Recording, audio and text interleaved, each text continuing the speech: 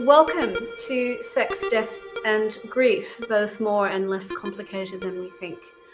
My name is Dr. Annetta Mallon, and I'd like to start our session by acknowledging the traditional owners of country on all of the lands, wherever we are in the world that we're meeting on.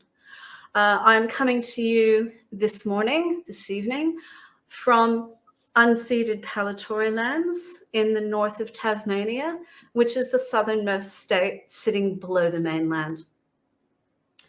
I acknowledge the traditional owners of country and recognize their continuing contributions to land, waters, and culture, and that sovereignty was never ceded.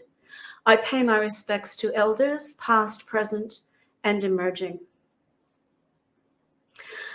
I am many things, because clearly I have a very, very short attention span, but I am an end-of-life consultant, including end-of-life doula work, advanced planning, and just about all of the 7 non-medical roles in end-of-life work. I have a private practice where I offer services to clients.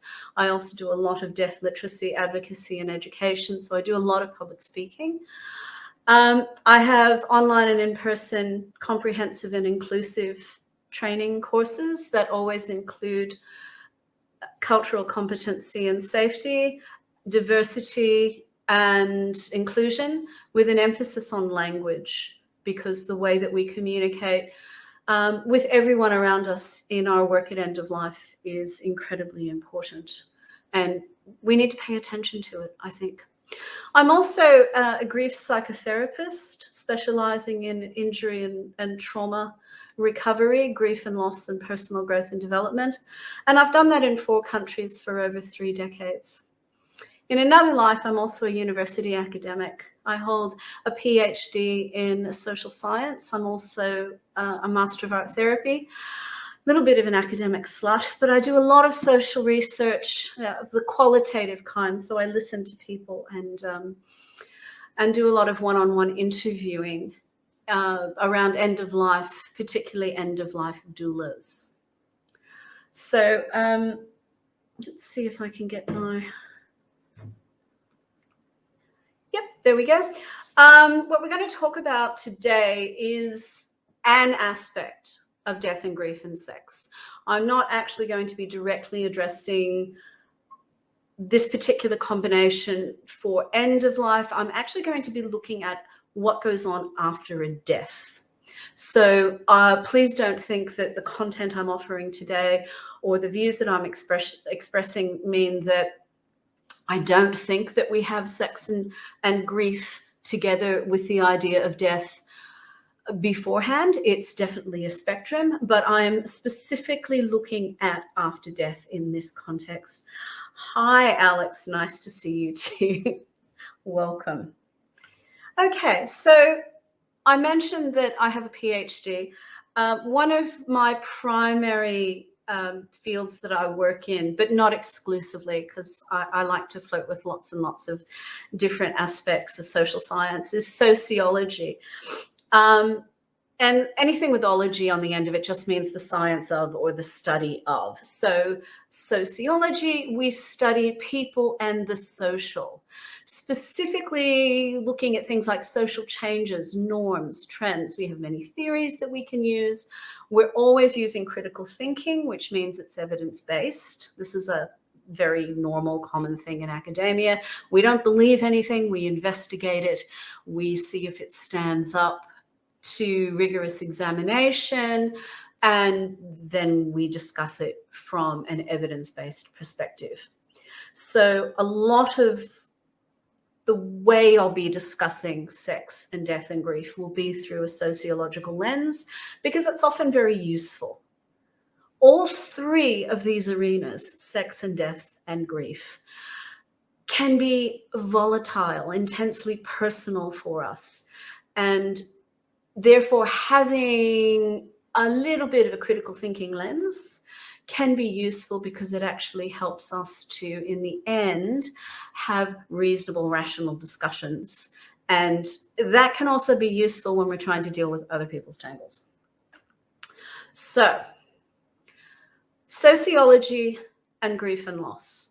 There's a little side note here. When I was putting this particular PowerPoint together, I was trying to find as many photographs of people from diverse backgrounds and different body types and different ages and different sorts of looks.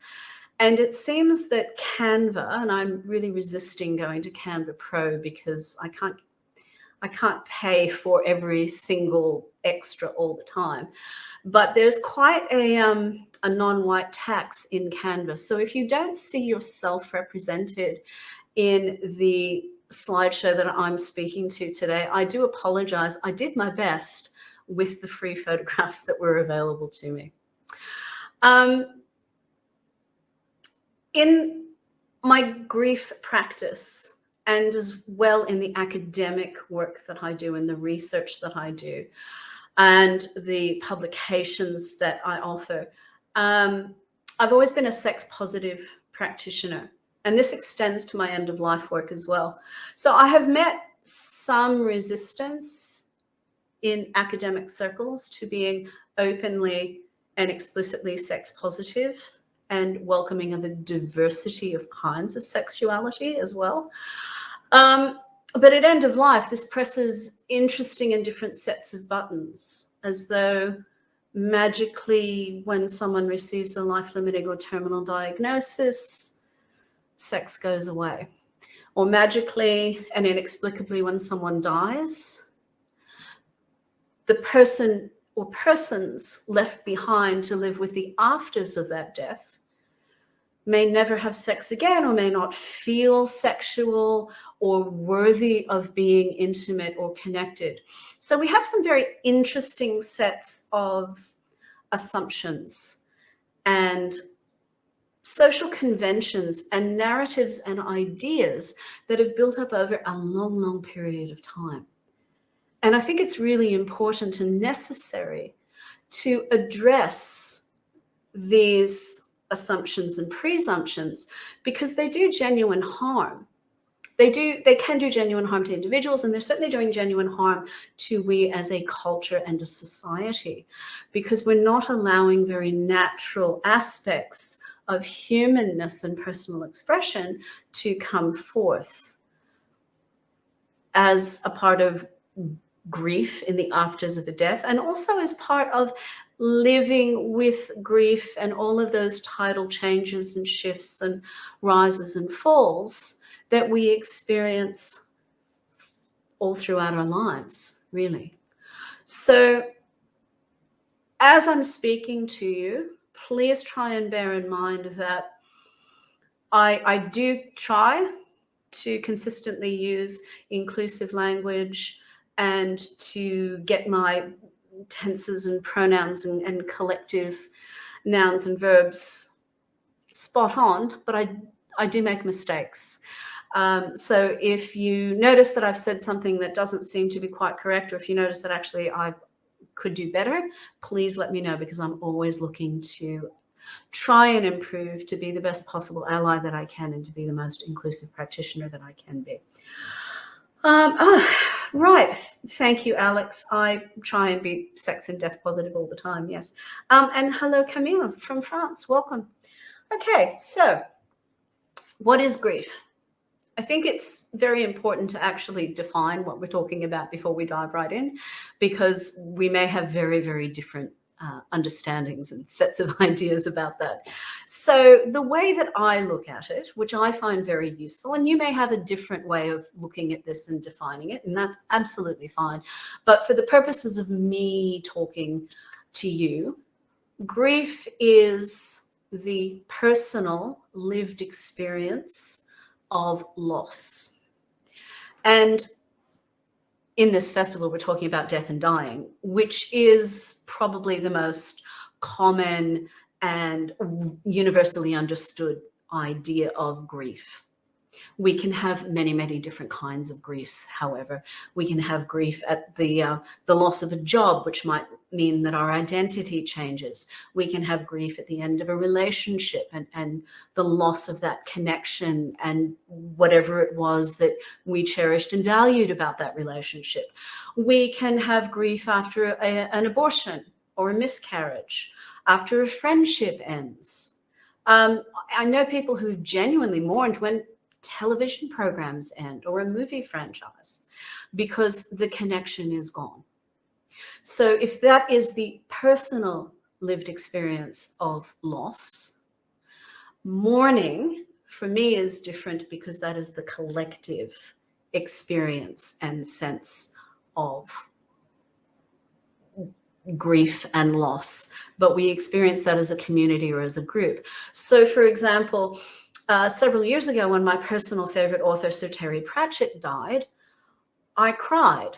I was incredibly sad as an individual, but I also found a collective sense of loss and mourning online with my spouse, who I had introduced to the Terry Pratchett books to, and he was also devastated that there would be no more books. So for me, that's the difference, where grief can be incredibly raw and very, very isolating in the sense that we feel alone or can feel very alone.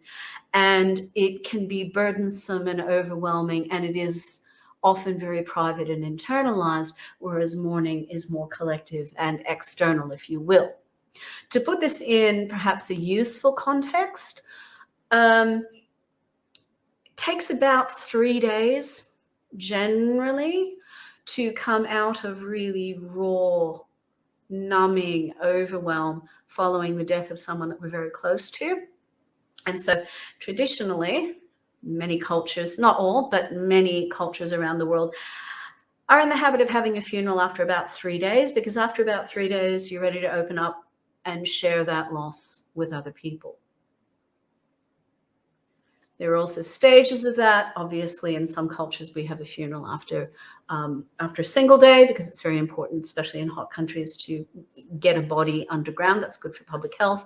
And then there are other cultures where there may actually be an anniversary markers of the death. So at 1 week, 1 month, and we're all used to having the annual 1 year anniversary, where often the first anniversary is the hardest. And as we go through anniversaries and we go through shifts and changes of grief, we may move in and out of feeling comfort or discomfort with mourning. I think it's also very important to recognize and acknowledge, and I'm not sure that this is very well articulated generally, but I think it's very important to note that every single grief is unique. Every single relationship you have with a person who's died, you don't have that relationship with anybody else. So when a spouse dies, it's a different kind of grief for the remaining spouse than it is for the children or the siblings of the spouse or the work colleagues or the best friends. Every single time it's different, and the ebbs and flows will be different. So I'm trying to convey, I hope I'm conveying, that grief is rich and complex and shifting and also contextual and somewhat tidal. I'm from an island and I currently live on an island. So you get a lot of ocean and water metaphors with me. But I personally experience grief to sort of wash in and out, in a sense, like the peaks and troughs of waves. But it's different every single time. Right. So what is grief and why is sex involved? Well, returning to sociology, when we think about sex and we talk about sex or we examine sex and discuss it, sex is about gender, because we often have very gendered norms where we expect people to behave in certain ways depending on what we think their gender should be, based on what we think is going on with their sex assigned at birth. It's also involved with culture. Sex can be highly ritualized, extraordinarily fetishized. It can be something really ritualistic. It can be something taboo. It can be something that we are supposed to be terrified about or on guard to avoid.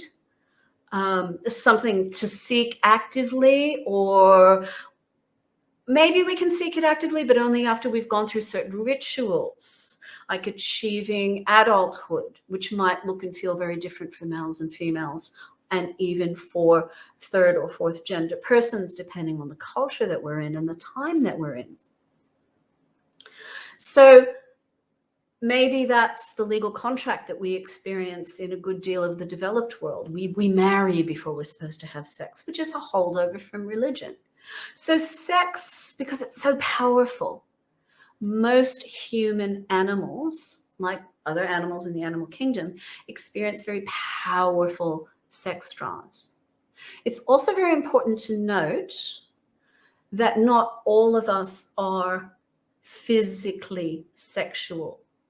The asexual amongst us may experience what many other people might describe as being a sexual drive or an urge in terms of connection, a longing for community or understanding, intimacy. All of this is part of sex. So please also understand that even if it's not a physical act, there can be a sensuality and a connection that is not necessarily in the realms of what some of us would term sexual because it's physical. So bear that in mind. Sex is generally and usually about pleasure. And there may be people out there where pleasure is pain, or it's humiliation or degradation, or it's about the putting off of pleasure. So pleasure can be highly personal too. But there's always connection. Intimacy is often a part of sex, but then there are people that actually prefer to have sex with no connection. That can be part of a grief expression for a number of reasons, and I'll get to that in a little while. Some of us have sex because it's great stress relief. We're not alone in that. The bonobos are quite famous for that. Some of us have sex because we want to escape. Some of us have sex because we want to feel something. And many of us have sex because we want to communicate. And I'm sure that for every person watching right now, there's many, many other reasons or approaches or motivations for having sex that I haven't covered. All of this remains the same after someone has died. We can be grieving, probably not in very deep, raw, immediate, overwhelming grief, although some of us actually do use sex immediately following a death because that's the only way we can cope. Or it's a form of celebration that might be private to the person and the person who's just died. So sex and grief kind of sort of function in interesting ways. The problem is, coming back around to sociology, is when we come up against these cultural norms that seem to say, well, you can only have sex in certain prescribed sets of circumstances, and death kind of obliterates all of that. And we see that particularly with older people, and more specifically with women, certainly more aggressively with women than we do with men.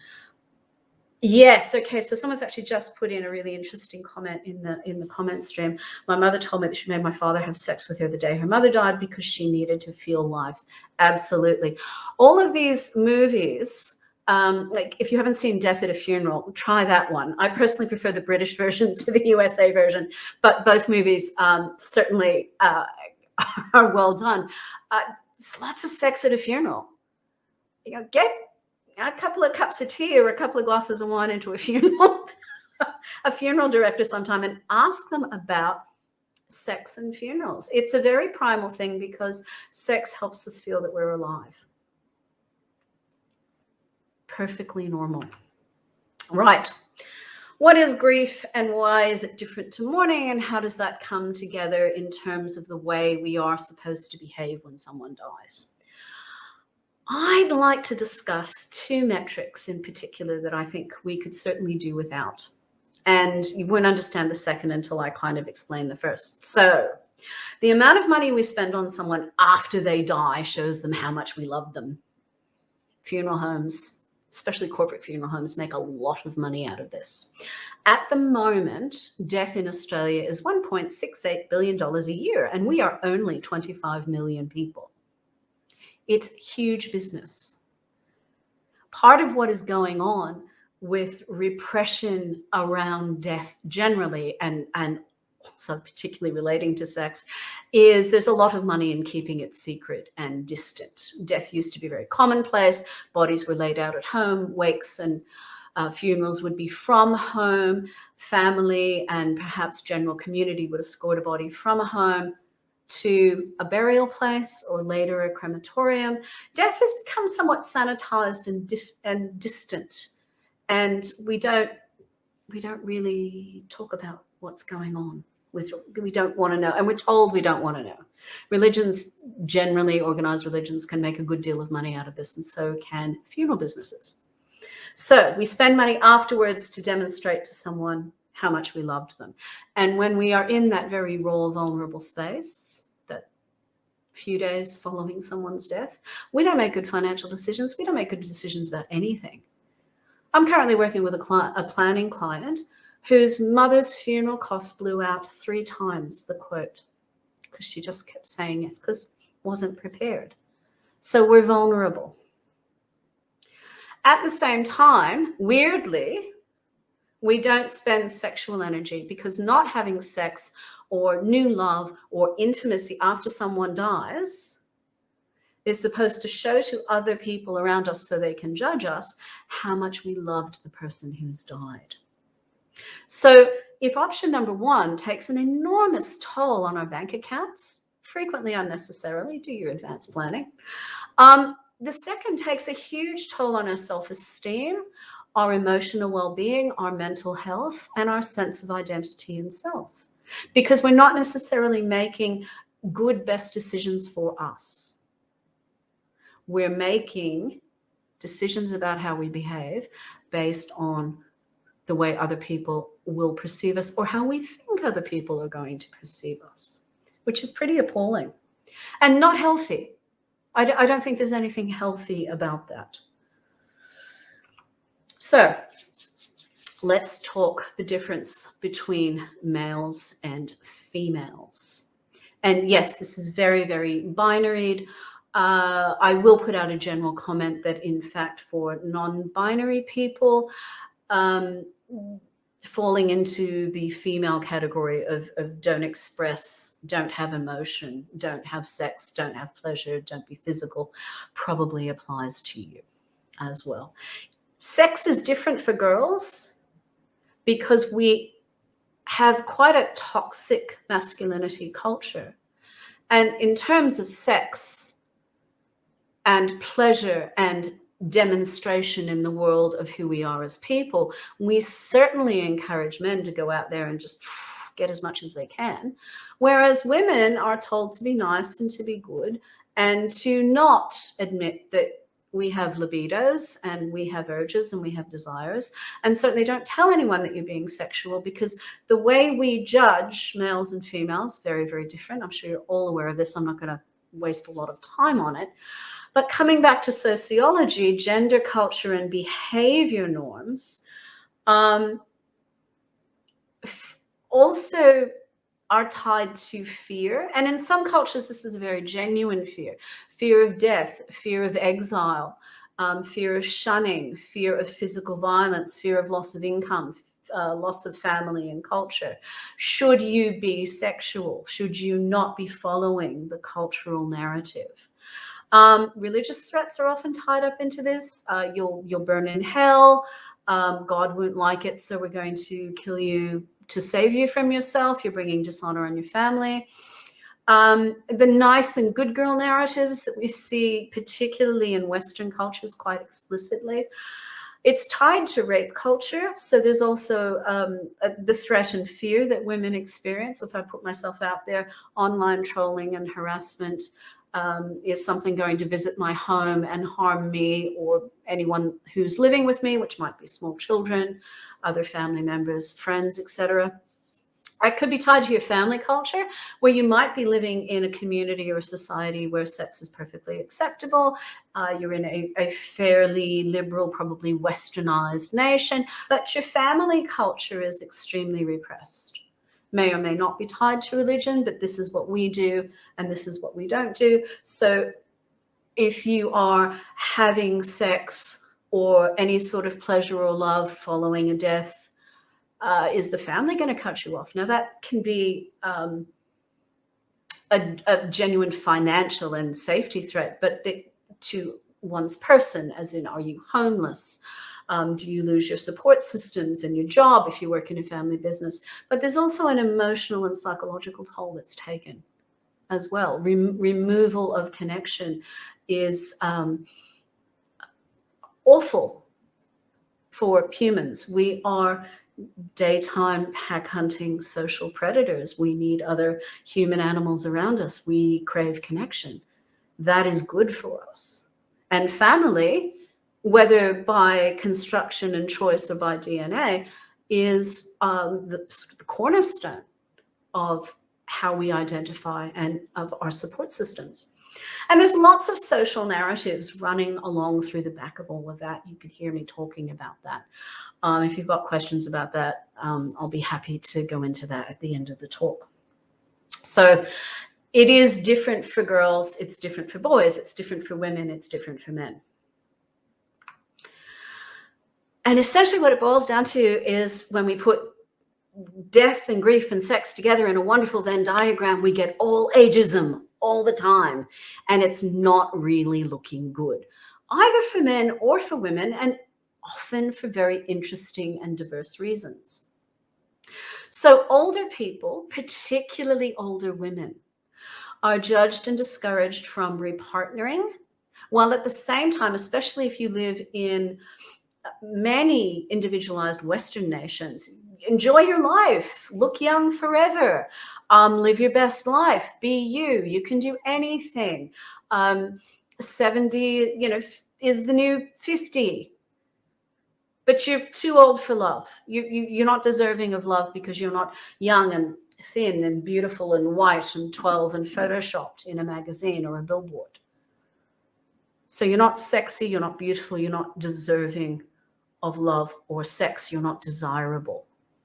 So very mixed messages. But the one that kind of hammers home the most for older people is, well, you're probably too old. Now, of course, we all know that there's this incredible double standard about age, where we have a 70-year-old man who might marry a woman in her 30s or 40s, and we're kind of okay with this. But we really frown on a woman who may have married a man who was maybe a year or two younger than she was. Oh, isn't she a cougar? Cradle snatcher. We're not running consistent social narratives about age discrepancy and behaviors for males and females. Older men who are widowers may well experience far more social pressure from family, from friends, from work colleagues to get back on the horse, get back in the saddle, go get laid, find yourself some hot young chick, marry again. While a man may actually be in a place where he's just mourning the loss of his spouse. We may find that in same-sex communities, there might be a pressure to, well, just get out and party and live your best life and you'll find somebody new. And there may not be the space for mourning for a variety of reasons. People who know us very well will hopefully be supportive of whether we want to go back out there and try getting on online dating apps, or maybe joining a new club or starting a new hobby with the hope of meeting someone, but sometimes not. Come back to that in a moment. At the other end of the age spectrum, young people are judged and frequently also rushed to repartner. Again, generally, this happens faster and more frequently and certainly more overtly for males than it does for females. But simultaneously being made to feel guilty about expressing emotion, including desire and sex and love, especially if you're female. So there's a fantastic podcast by TikToker Tawny Plattis, who is a voiceover artist in the USA. And she does a whole bunch of sort of short TikTok comedy about being a wid hoe. Now, Ms. Plattis came into the kitchen when she was in her late 20s to discover the body of her husband on the floor of the kitchen. And there's this whole universe of young widowed women who are not allowed to express emotion and who have to smile all the time, but aren't allowed to get laid and can't talk about being horny. And the outrage that anyone at any age is going to be having sex anytime after a funeral or a death is a really interesting amount of social pressure. It is fascinating. It's too soon. You can't. Well, maybe you should, but not yet. You couldn't possibly have loved she, him, they enough, because how can you be ready yet? And this may come from different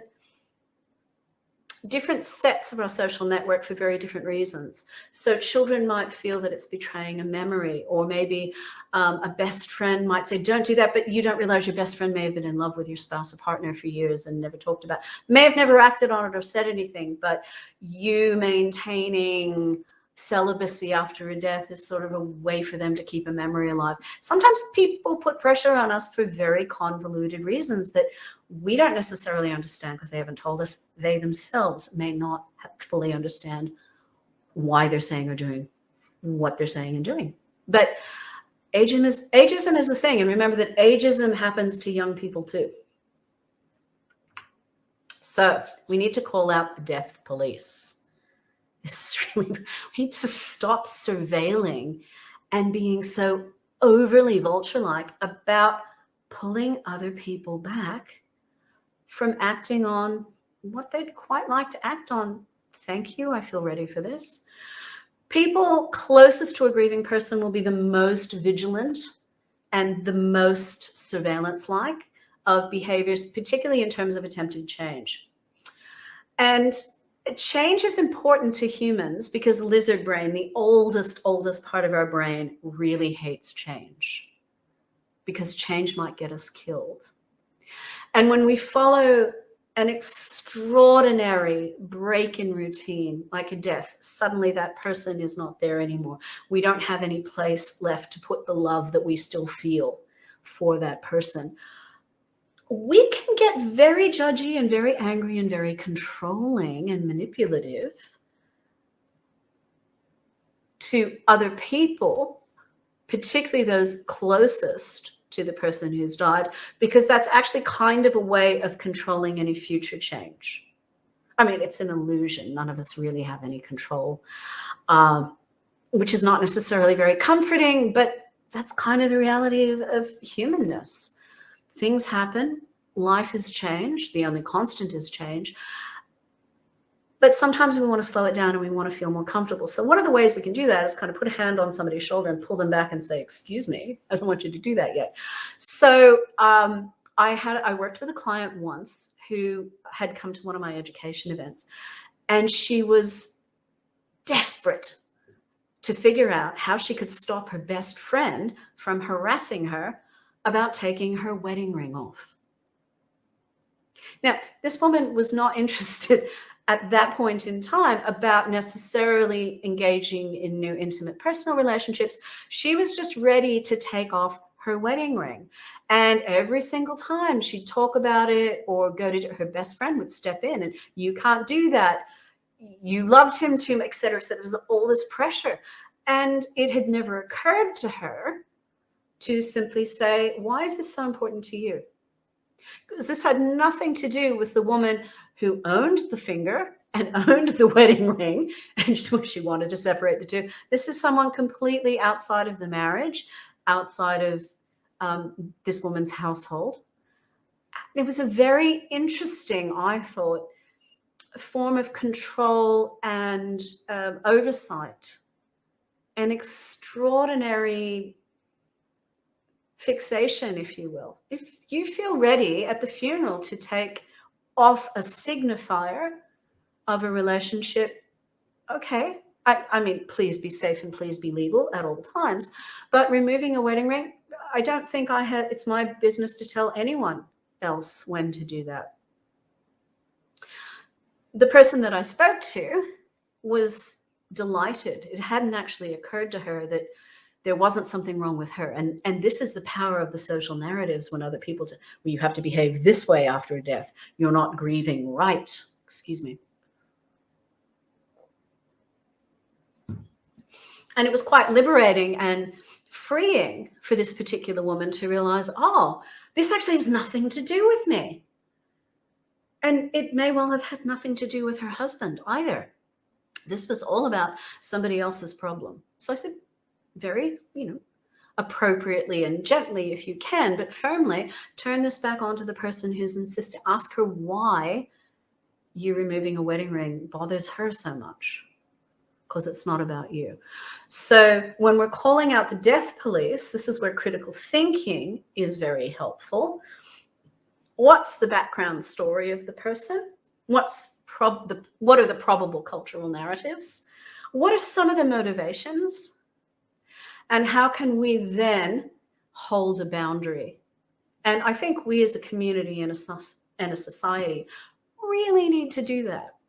It's very helpful for us to, as a community and a society, decide, actually, we're going to stop being so overbearing and so fixated on what somebody else is doing. Let's let everyone have their own grief process, which will be different the next time there's a grief process. And it will certainly be different for me the next time I have a grief process.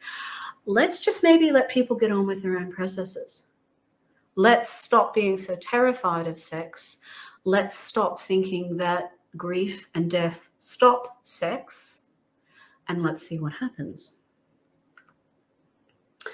I think it would be wonderful if we could stay out of other people's knickers, out of other people's lives, other people's bedrooms, other people's business, and other people's minds, because it really is very, very personal. And speaking of personal, it is not uncommon. I think this is something else that's very healthy to acknowledge and recognize. It is not uncommon for people to engage the services of sex workers when re-entering sex and sexual intimacy and connection. For safety reasons, this can be wonderful. This person's not going to show up at your house at 3 o'clock in the morning demanding unreasonable things or interrupting family gatherings or bothering you at work. When you engage the services of a professional, you can regain your physical, bodily, sexual confidence.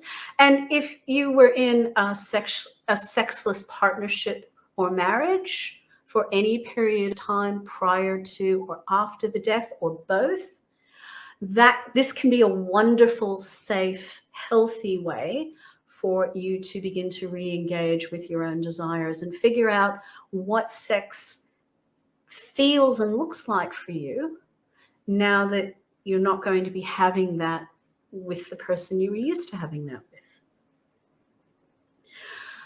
There are trans sex workers, female sex workers, male sex workers.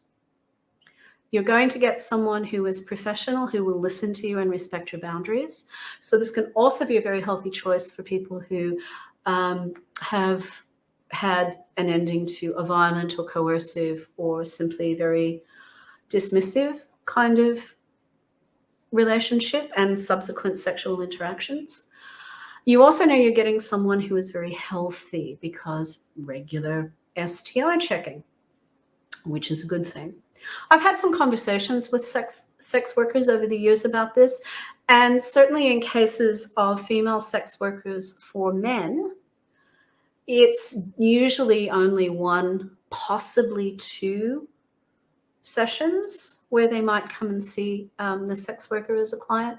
Maximum is 3, but then after that, people feel confident enough to be getting on and going out into the world. So always remember that engaging the services of a professional in terms of exploring your own sex expression, sexual desires. Maybe you're in a very, very vanilla relationship and there were aspects of kink that you wanted to explore. You can safely do that with a professional who specializes in areas that you're interested in. It's also important to note, too, that a sex worker will always respect your boundaries. No means no. You are always in charge and you always control the interaction.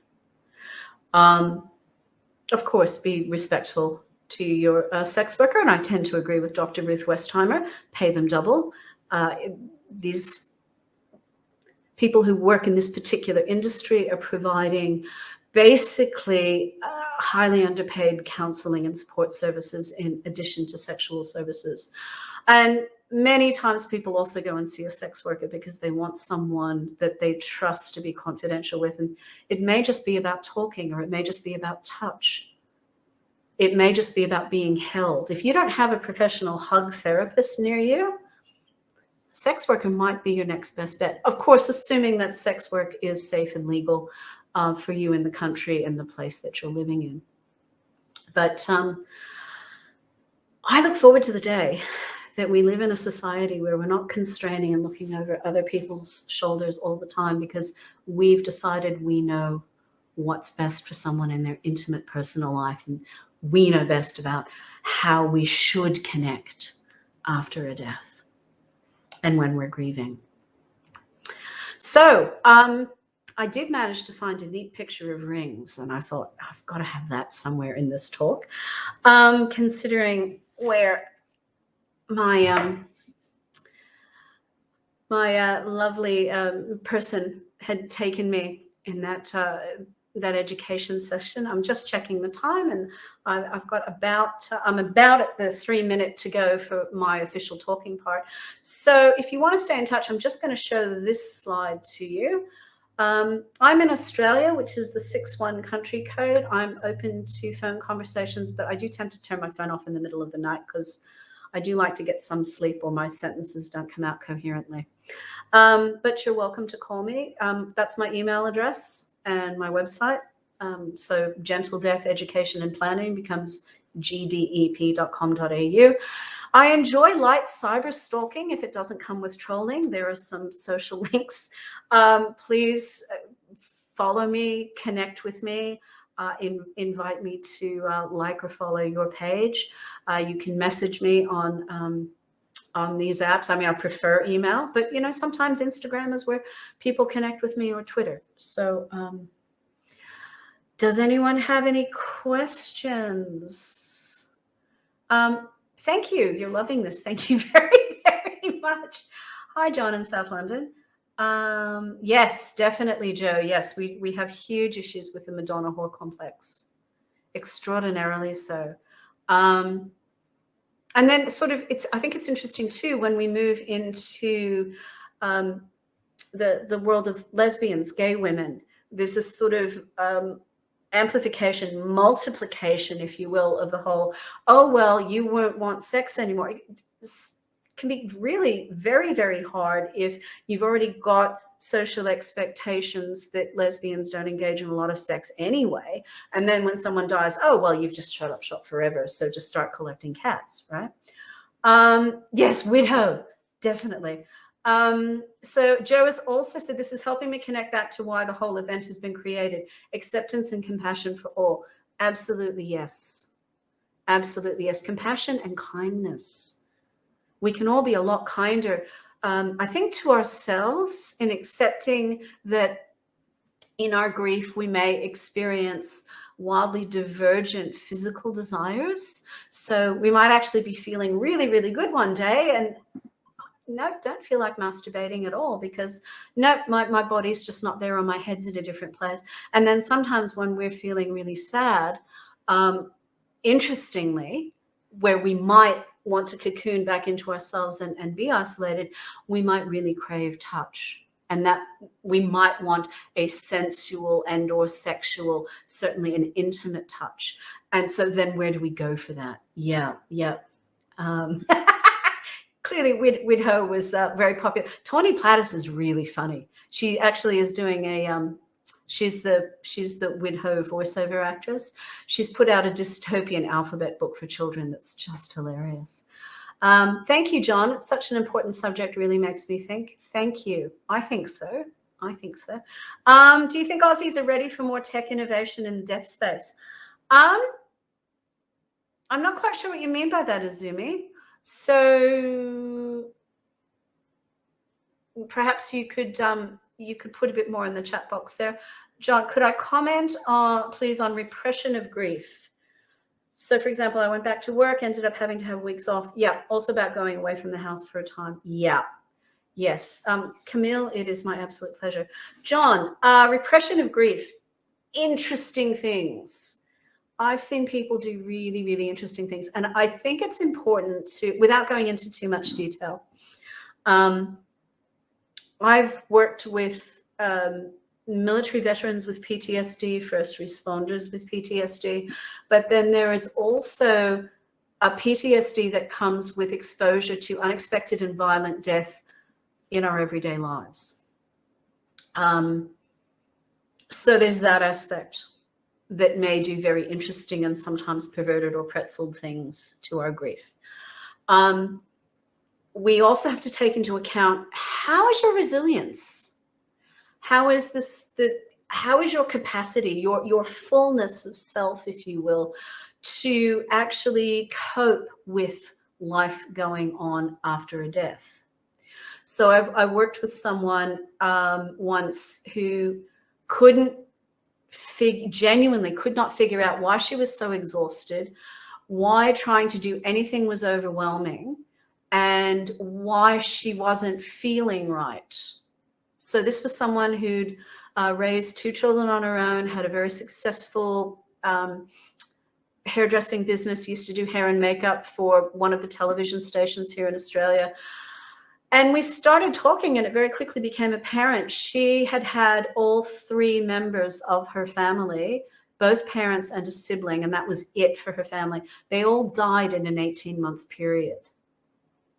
So she'd lived through the equivalent of a tsunami, an earthquake, and a hurricane, without having a chance to really rebuild the foundations of her own internal house between each of these natural events. And as soon as she's figured out, oh, I'm not broken, it's like, there are very good reasons for this, that was actually the turning point for her. So we kind of get a bit foresty for the trees in grief for different reasons.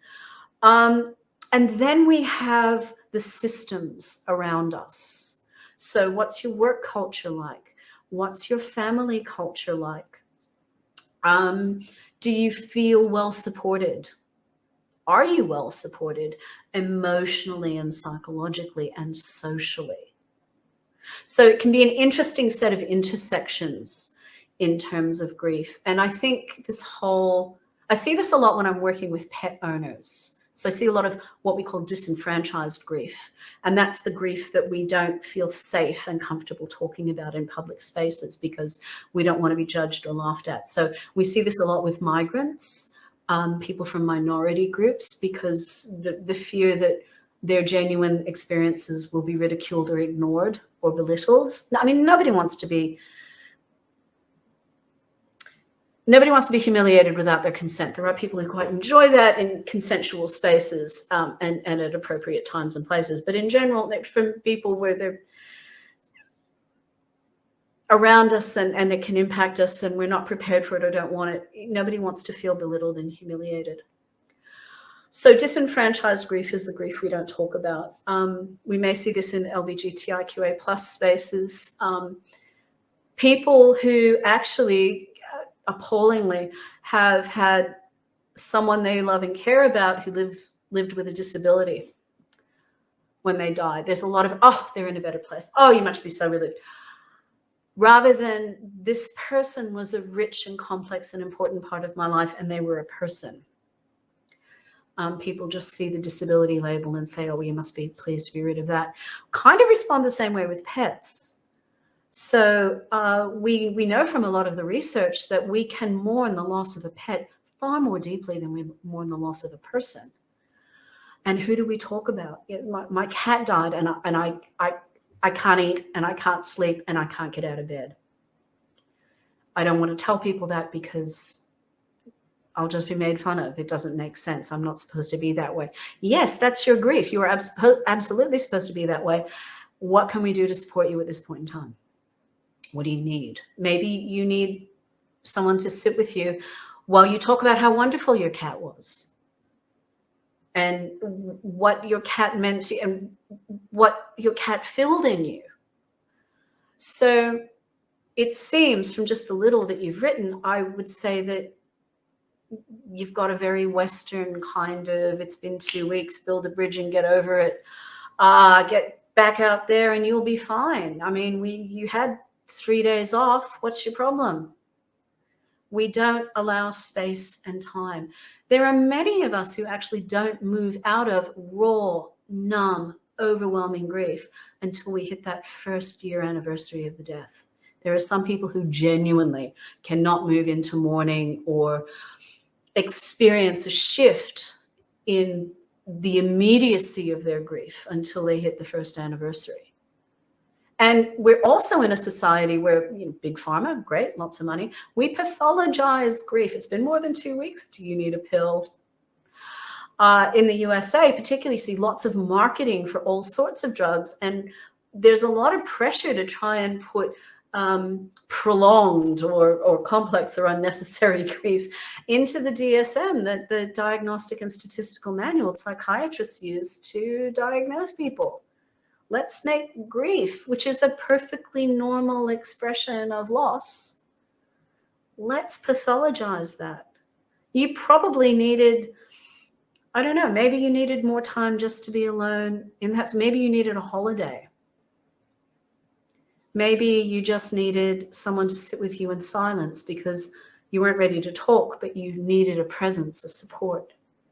Sometimes I sit with clients and we're just silent because our silence can speak for us and our silences need to be heard. I'm not sure what was going on for you, John, but number one, I certainly hope that you are feeling more resilient and more filled up within yourself and more in tune with your grief process now. And number two, I hope you never experience that again. That sounds very lonely and kind of crushing. Thank you for sharing that. Thank you for being vulnerable and sharing that. For example, apps helping people with pre-planning. Yeah, we have those. So I do a lot of planning in person, but we do have online apps, and I'm not quite sure how that works with sex and death and grief, but yes, I think a lot of the developed world is moving towards that. Could I share a bit about the death care ecosystem in Australia right now? What do you think is missing? I think we're missing natural organic reduction. I'd love to see Recompose here, but I myself don't have $1 million to bring Katrina Spade and Recompose here. But I think we need certainly more sustainable options. Probably we're going to get resumation, which is the high temperature water cremation process before we get NOR, but fingers crossed. John, you're writing me a long email. I look forward to that. Yay, thank you. I've got a question. Oh. Yeah. And I can have a break. Thank you. Yeah. First of all, thank you so much. I've been sitting here literally writing notes. So apparently it's being recorded. You can just watch it again. Oh yeah, literally. I definitely will. My question is, what kind of inspired you to go down this particular path? In terms of, just what is the motivator, or You know, I get this question a lot, and I think it's because I have multiple arenas in the field of end of life work and grief work that I work in. First of all, the psychotherapy, definitely, because I've been doing that for such a long time, and I started quite young doing that. I started as a somatic psychotherapist, so I was doing body work and a lot of very deep tissue and traditional Chinese medicine acupressure, which is great for realigning the spine. And people were carrying so much grief. They were carrying so much emotion in their bodies. And the combination of manipulation and permission to relax the physical being, along with talking therapy, seemed to work really well. And then I did that in 4 countries for about 16 years, and my thumbs, I used to have much smaller paws. So I moved purely into talking therapy. Now I use primarily, it's very person-centered, it's very trauma-informed, and I use evidence-based EFT because we can move through stuff really quickly and people don't have to talk to me, and that's a win. Not having, we don't have to take out every single thing and examine it at length and re-traumatize you. No, I refuse to do that. Then I went back to uni, and I did an undergrad in fine art, and then I did a Master of Art Therapy, and then I did a Bachelor First Class Honors in Social Science, and then my PhD. And I've always been drawn to the stuff that makes people uncomfortable. I find discomfort really interesting, and I find the hidden fascinating. Why aren't we talking about that? And I've always been really passionate about equity and inclusion. So I'm sort of, I suppose, a natural born feminist, if you will. But people who were not permitted the same access to anything, or the same privilege, or the same opportunities, that always bothered me and angered me and confused me. Still does, to be brutally honest. But all of this came together, and I started not only exploring more creative solutions to things. I'd always been a writer and a maker, but then I moved into social science, and I started researching and teaching in health sociology, and sociology clicked a lot of things in my brain. This is why we do. This is why it's so. Now I have at least a partial answer for something. So I felt really empowered, and my interest is always to share knowledge. And I found out something interesting. I'm going to tell as many people who are interested in hearing this as possible.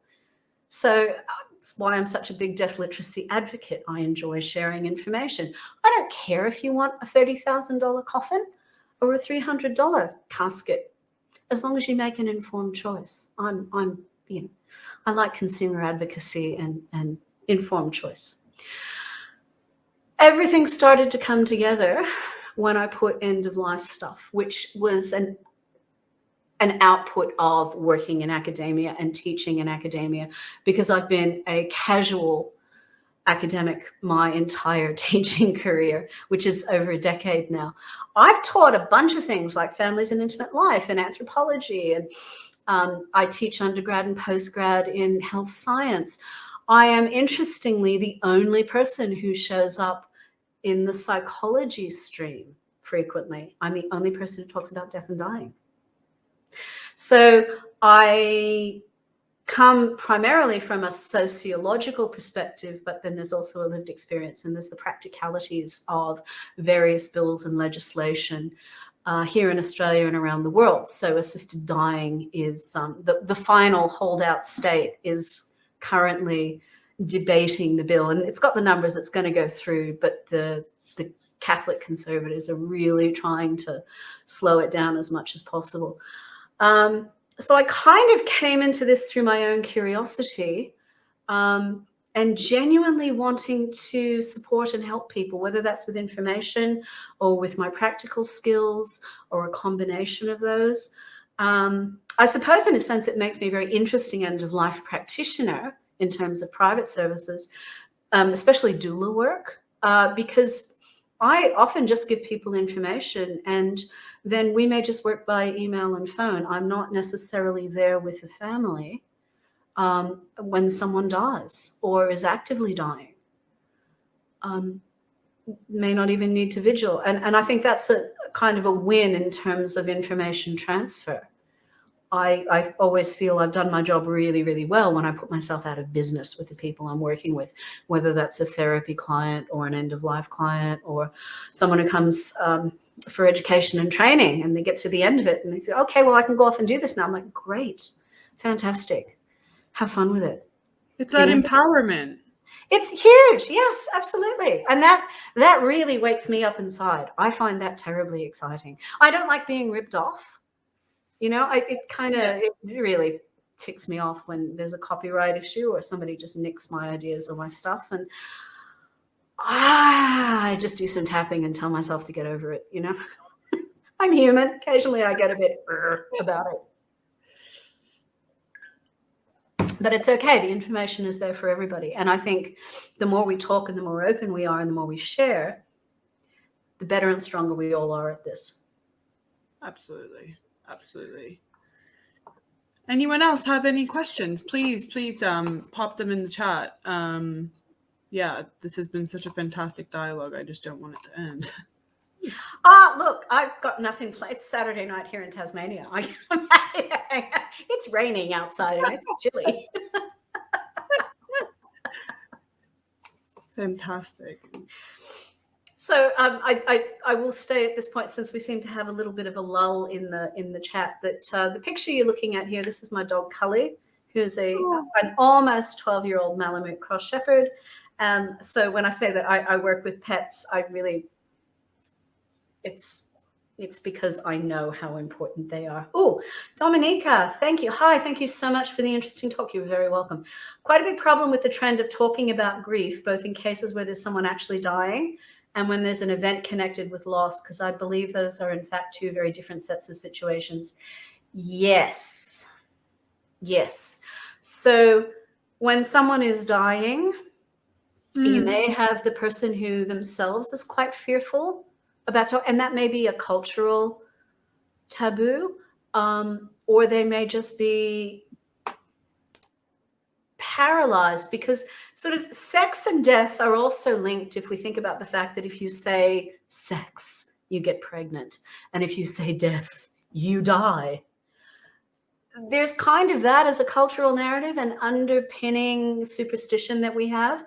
So if someone already knows that they're very close to the end of their life, the fear that talking about dying will precipitate their death may be quite a powerful motivator to just and not talk. There may also be pressure from family around them who may just, oh no, don't say anything. The person themselves may be gagging to talk about whatever their pressing issue is. And so you may be looking at more sort of micro system or micro level forces and pressures and frameworks. When there's an event attached, this becomes bigger. Now, I'm not sure if you're talking about something like, say,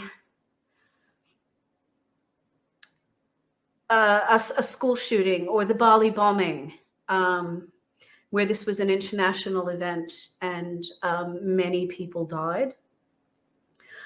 I will also let you know that, in case you don't know, this is important and can feed into a stymied or distorted grief and an interfered with grief process, is when more than 4 people die in a single event, there is an international protocol that is automatically triggered, and all remains must be identified by DNA. Now, in cases of terrorist attacks and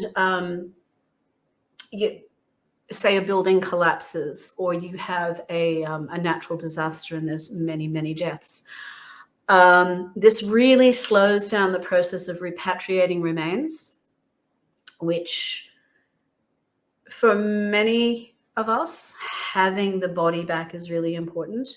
It's harder, arguably, to say farewell and accept death as a cutoff in a sense, in terms of moving grief forward and actual recognition of death when we don't have something tangible. It's a different thing when we can hold our person after they've died and spend time with them and touch them and feel them and breathe them in until their smell changes, et cetera, et cetera. Or even for some of us, it's enough to just see the casket or the shroud at a funeral, or a farewell. So if the event is large scale and extremely traumatic, then you have really micro macro, where you may be dealing with lots of stuff going on online, or lots of stuff in the community where people are talking about, oh, it must have been this, or it's that, and the death becomes, and the grief therefore becomes public in a sense. And it's hard sometimes to move on because you've got people constantly wanting to pull you back to that freshness. And it's often not about them supporting you. It's about them expecting you to support them. It can get quite weaselly. I'll give you an example to try and explain what I mean. I had a really, really good friend who was the local butcher, and he'd been British trained, and he was extraordinary, and he was reenactment of the first 6 months of colonization in Australia. So he had the full uniform, and he was apparently an incredible musket shot. And he died very unexpectedly of a heart attack one weekend. And his son, who survived him and worked with him in the business, had an unbelievably difficult couple of weeks because he personally told all of the regular customers who'd known his dad that, you know, Peter died and this is what happened. And so he's crying and reliving, you know, his own initial sense of grief from when he found out over and over and over again. And then after a week or two of doing this and the funeral, which was lovely, by the way. So it's good when funerals are lovely because they serve an important social role in moving us into mourning and giving us a chance to express our feelings. And so it was a really good funeral. And then I happened to be in the shop about 6 months later, and this woman I had never seen before comes sort of flying in tears, full drama queen, 4-part opera. I just heard about your dad. I'm so sorry. And here's the son, Robert, just kind of like frozen because he's been catapulted back 6 months in time. A lot of his own internal structure to support his grief process kind of went out the window, and she flings herself at him. And what that's about is, look how much I cared about your father. Take care of me. Fantastically inappropriate, overwhelmingly selfish. I needed to leave because I just wanted to haul off and slap her. And that's not appropriate. I can acknowledge, though, that I had that feeling. I was really incensed. It was completely inappropriate. So events can work as kind of like an ongoing twisting of the fresh grief knife, if you will. It can also be that sometimes we talk about the event and we don't talk about the person, or we talk around the death, and that essentially elides the life and the importance of the person, rendering them invisible, which can lead to disenfranchised or complex grief. Can also lead to a form of traumatic grief, if you will. Depends on the person and how they process and what else is going on in their lives, of course. So I would agree with you. They're very, very different sets of situations and sets of circumstances. And probably the best recommendation I could give you was, if you're feeling really tangled up about it, if you're feeling really uncertain, go and see a really good therapist. Like, find someone you like. Choosing a therapist is like choosing a hairdresser. You got to like them or it's not going to work. And get some support for yourself. There's lots and lots of people out there. There's lots and lots of different kinds of approaches to therapy. Find somebody you like. Do a bit of research, look at their website, see if you like their process, and then see if you like them as a person, and get some extra tools in your toolkit. I always think that's a really, sensible place to go. I hope that's been helpful, Dominica. Oh, right. Most victims are feeling not only focused, but also believers somehow processing. I hadn't read this. Sorry. The dead ones cannot process anymore. Yes. The loss of opportunities, the end of her story. And also when we're faced with our own mortality. Could I comment on this a bit? Well, there's this interesting thing that humans do. We say things like, oh, when I retire and if I die, because the narrative, aren't cultural narratives helpful? We're born, we live a long and healthy and happy life. And then when we're very old, we go to sleep and we don't wake up and it's completely painless. Some of us get that. But let's remember too that it's actually not completely painless for the people around us. So my spouse's mother died in her sleep. Great death for her. Her husband didn't realize she died until he got up, made her a cup of tea, and brought it in to the bedroom, which is what he did every morning. So there was a whole lot of unpacking. I wasn't terribly close to my father-in-law, but there was, I imagine, some unpacking on his end that, you know, it can be so peaceful that other people don't notice. And it's if I retire and when I die, because I've checked, it's a 10 out of 10 stat. Everybody dies. Hashtag spoilers. The thing we don't like to think about, and that can make us really squitsy about our own mortality, is babies die. Children can die. Adolescents die. Young people die. Middle-aged people die. Older people die. In fact, what we also forget, one of my personal sayings is, not all of us are born, but all of us will die. We can die in utero. Okay? So I would suggest that it may be helpful for you to be as death literate as possible. What are the local regulations about bringing a body home from the hospital? How long can you keep a body at home without paperwork where you live? Do you have anybody near you with a cold plate, which is basically a flat air conditioning unit you can slip under a body, plug it in. You don't have to use frozen drink bottles or Techni Ice. I like a set and forget. I have a cold plate I rent out to people. I'm quite pragmatic. How do you want to have the person at home? Are you quite happy to go and do a viewing at a funeral, or not even have a viewing, just a direct cremation? What is it that bothers you about death? What are the signs of active dying? What are the common experiences? Because the human body shuts down in pretty predictable, unless it's a precipitate, unexpected, and probably violent death. Our bodies shut down in very predictable ways. So for me, the thing that helps me feel better and less concerned is lots of information. So when I'm reasonably well educated about something, I feel better. So that might not be something for you. Maybe it's about finding a support group. Maybe attend a death cafe.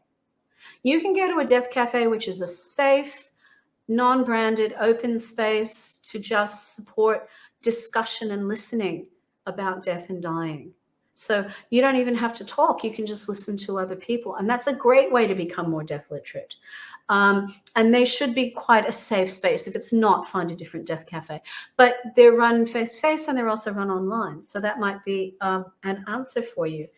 Oh, okay, great. Okay, thank you. Oh, gosh, okay. We only have supposedly only 15 minutes left, but okay. So a continuation of your comment, the chat doesn't allow for such long. Okay, Dominic, I understand. Sometimes the chat cuts us off at a certain word count.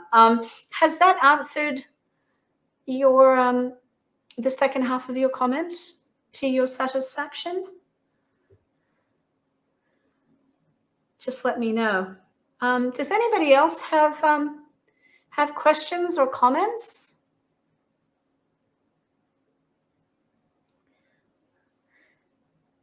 In a way, all you're saying is very interesting. Dominic, if I haven't answered you in full, I'm sorry, but you can either continue this here, or if you'd like to, you can email me, or you can just find your own local death positive community. Where are you? Which country are you in? Thank you, Florence. You're in Poland. Okay, right. Okay, there's some very interesting stuff happening with death positivity out of Poland. Something else, I mean, it's very kind of USA centric in a way, but methodological, not a personal nature. Yeah, okay. Maybe try joining the Order of the Good Death, Caitlin Doty's organization, her sort of network. She's the Ask a Mortician person. She's based in California. She's a funeral director and has a funeral home. She's got a huge YouTube channel, lots and lots and lots of content. She's also written a few books.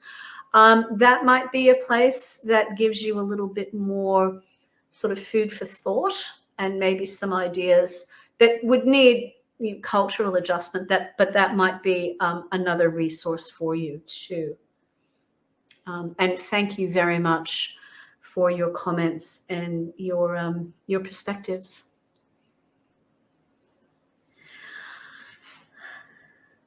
Oh, you love the chat. Great. You may try to. Yeah, I would. Yeah, she's You're very welcome.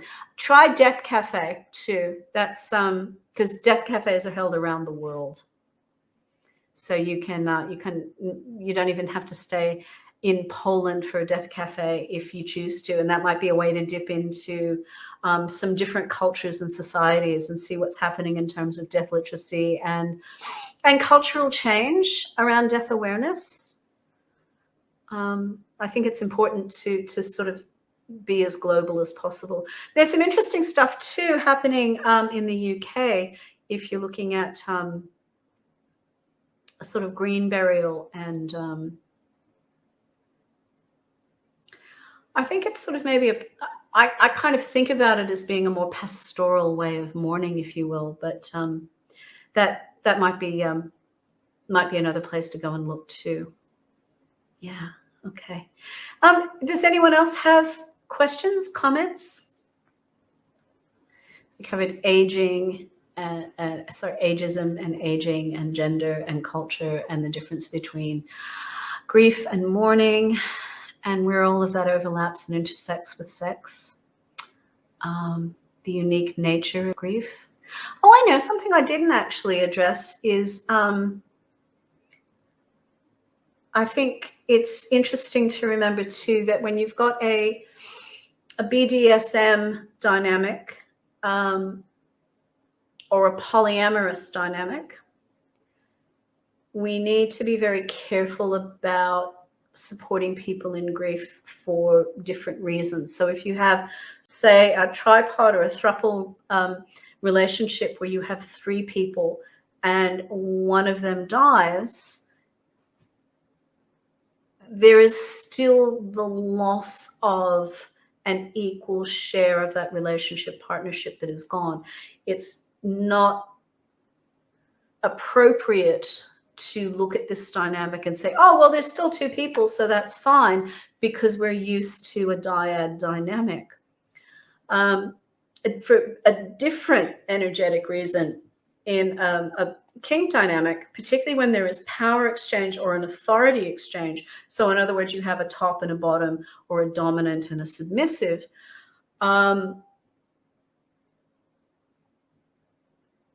support needs and the loss in terms of identity can actually be far more reaching than we realize.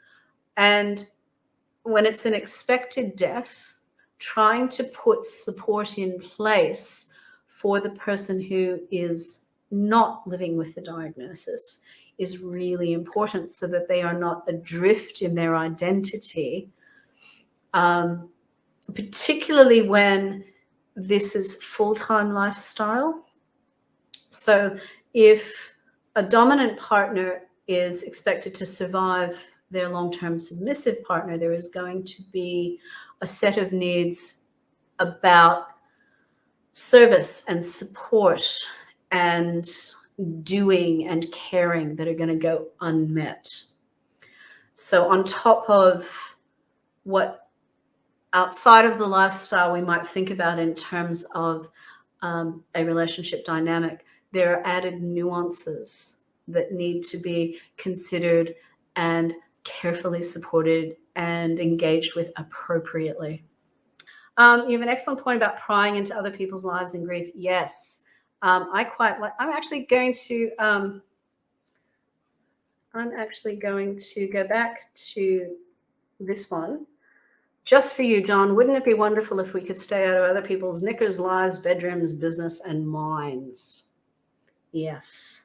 Talk to what happens to people's connections of sexual ephemera after they die. Sometimes collections can be tied into sex and grief. Rachel, that's a really important point. So one of the services that I provide is what I call a discreet clean. So I can help people clean houses either before death or after death. I'm fine with that. But because I am kink friendly, I do offer a specific service where I clean out and remove intimate personal collections, because sometimes our private lives are private from family and private from people who may know us very intimately and very well in other aspects of our lives, but this was an aspect of ourselves we didn't share. So in some cases, it's simply these were personal toys or personal erotica, maybe magazines or books or films. Browser history is a little bit more tricky because I need passwords, et cetera, et cetera. But I'm quite happy to come in and do a very specific clean and clear so that when family and friends come in, there is nothing of your lifestyle for anyone to find and perhaps commentate on. In some cases, particularly with planning, when it's either pre-need or we have a diagnosis and someone needs to make preparations. If a collection is valuable because of historical interest or particular provenance, so there may be implements or furniture made by a particular maker and there may be a demand for that, then we need to plan forward about bequests. So perhaps a whip collection might go to a colleague or friend or practitioner, might go through a particular sales process. It all depends on what the client wants and what they need. It may be a case of please have an open day for my friends to come and select what they want, or I've labeled everything and can you please make sure that these are distributed to the right people. So there's many, many options. And I'm happy to help someone be discreet and confidential because I think that's part of respectful work with clients. Great question. Thank you. Shock horror, the maiden aunt had a copy of Lady Chatterley's Lover. Woohoo! Maiden aunt was racy. We don't know what people get up to in the privacy of their minds and bedrooms. Thanks, everyone. Enjoy the rest of the festival. Bye, Victoria.